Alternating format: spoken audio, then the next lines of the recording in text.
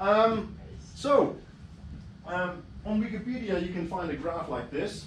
I found it there with the numbers of exoplanets discovered since, well, this is 95 and this is 92, so there were a couple of here with special cases. But as you can see, there was a tremendous surge in discoveries of exoplanets, especially, of course, those two peaks in 2014 and 16. We'll see you why that is well, in a couple of slides. As you can see, they have 5 different methods here. The main thing is the green one, the transit. So we're going to talk about transits, the transit method first. And then the red method is also very important, the radial velocity thing.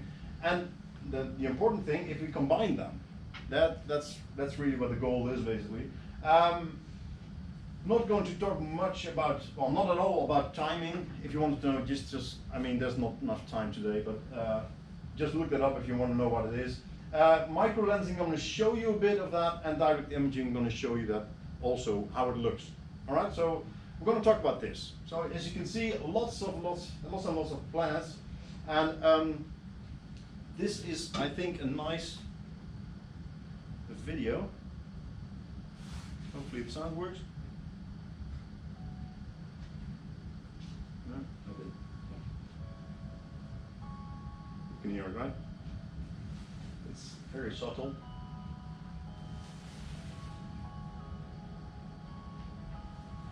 I think the tone says something, but also the color. The color is a method of detection. You can see, so it's mostly red now.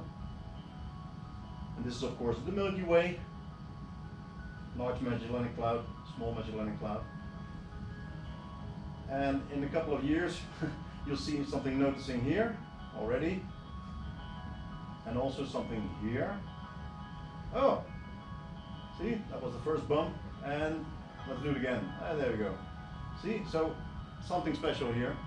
And also something special here. See, this is mostly green.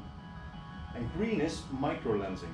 So the little thing about microlensing is basically that the gravity, there we go, the gravity in the center of the gravity of the supermassive black hole in the center of the, it's gone, in the center of the Milky Way distorts light from stars, and that means that we can use that distortion to find also for other planets. So I'm not going to go into the methods in the physics and everything, but microlensing is used where you have lots of gravity, especially around the center of the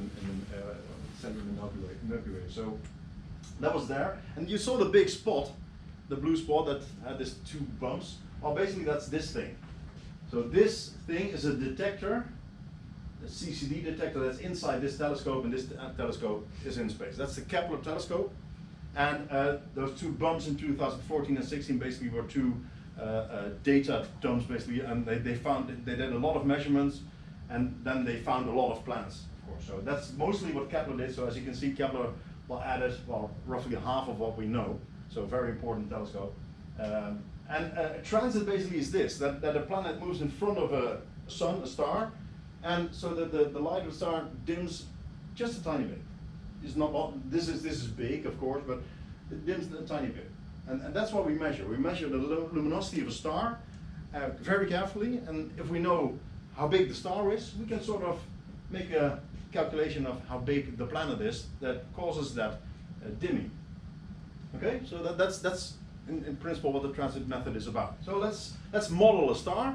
So let's look at the simplest shape of a star, a square.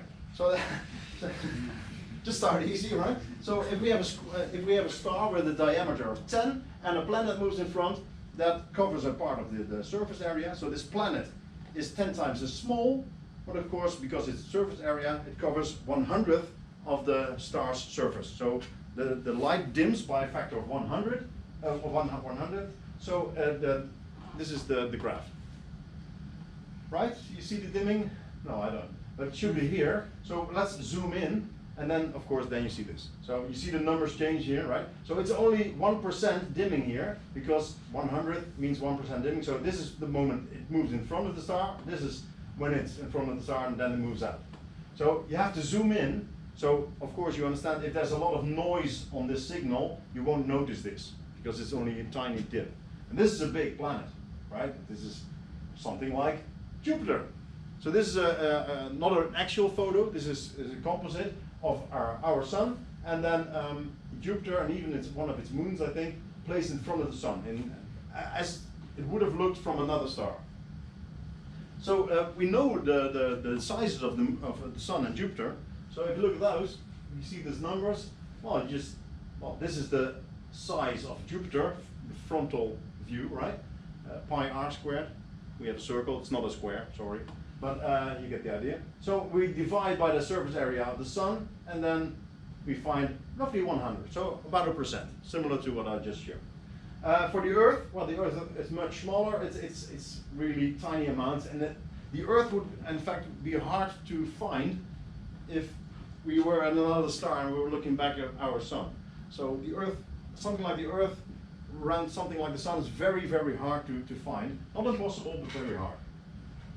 So then we measure the luminosity of this star, and say it was 19, an actual star, and we see a graph like this, and then we look at how deep the dip is, something like this, right? It's a luminosity dip, and then we find the numbers. So we know from the spectrum of the star, so the light distribution in colors of the star, we have good models of that, of stellar evolution. We know how big the star is. That's another subject, but we know how big the star is. So if you know that, and you know the luminosity dip, then basically you can find out how big the planet is. So it's slightly bigger than Jupiter, right? So it's a big planet, it's not bad. And that's basically what this does, right? That's the transit method. Well, it works nicely with sun-like stars, but not so good with other stars. So if we have huge stars like supergiants, and you've heard of that probably, but we have blue-white supergiants, we have red supergiants, and they are really incredibly big. Betelgeuse is one of the biggest stars that we know. Betelgeuse is this reddish star at the top of Orion, which is the nicest constellation, right? You agree, right? If you don't agree, you're wrong, but anyway. So this is Betelgeuse. It's nice. It's a big, really big star. If you place it in place of the center of our solar system, it would go as far as the orbit of Jupiter. So a star that big, I can't imagine. I love it, but I can't imagine. I can work with the numbers, but it's just way too big. And even Rigel, which is smaller, but still 80 times the sun, that's this one. That's also huge. Yeah. Are those really far away compared to the photon? Well, sensation? I'm not sure what distance these are. I know Betelgeuse is relatively close. So with Betelgeuse, that is relatively close and really, really big. If we can make pictures of Betelgeuse and see as a sort of disk. Most stars are smaller or farther away, and they stay dots. But I don't know the distances at the top of my head, all right? But they are relatively close. Okay. Especially Betelgeuse, it's not that far away, okay? So that's a reason that we can make an image with a disk. Otherwise, stars will stay points. It doesn't matter if you zoom in, they are so far away. I mean, it's ridiculous. So if you have these huge stars, they have an enormous luminosity because their surface radiates, well, visible light. And the planet that moves in front basically, well, covers some of the light, but not that much, because so basically it gets lost in all the noise, so you don't see it. So really hard to detect. On the other hand, we have also very small stars, like dwarf stars, white dwarfs, red dwarfs, and if a planet moves in front of that, that's actually not a problem, because as you can see, these stars are much tinier than the sun, so well, this is the light, the luminosity, but they are also tinier. So they will cover quite something of the luminosity, but then again, because you have so little luminosity, the noise goes up. You want a good signal and low noise, and basically that's the hard thing. So it's harder. It's not impossible, but it's just harder to find planets with the transit method with other stars than basically sun-sized stars. But we find them anyway, so don't worry.